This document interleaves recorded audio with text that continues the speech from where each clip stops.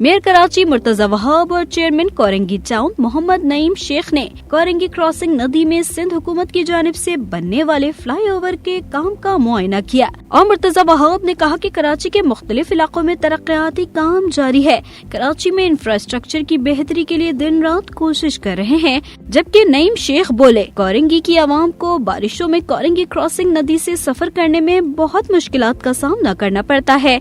मुझे यकीन है कि कोरंगी नदी फ्लाई ओवर का जारी तरक्याती मंसूबा मुकर्ररा मुद्दत में मुकम्मल होगा, जिससे कोरंगी टाउन की आवाम को सहूलत मिलेगी। उन्होंने मजीद कहा कि कोरंगी टाउन में तरक्याती काम तेजी से जारी है। कोरंगी टाउन में सड़कों, सीवरेज और पानी का निजाम जल्द बेहतर करेंगे, जिससे कोरंगी टाउन की आवाम को सहूलत और मसाइल से निजात मिल जाएगी। चेयरमैन कोरंगी टाउन मोहम्मद नईम शेख के हमरा वाइस चेयरमैन कोरंगी टाउन जरी आवान, चेयरमैन UC 8 अहमद रजा, चेयरमैन UC 2 कारी इसरार, फोकल पर्सन PS 97 नईम आवान, ईसा कुरैशी, नाइब सदर PSF जिला कोरंगी अमान कुरैशी, पीपल्स यूथ PS 95 के सदर वकार लोधी और दीगर पाकिस्तान पीपल्स पार्टी के ओहदेदारान और जियाले मौजूद थे।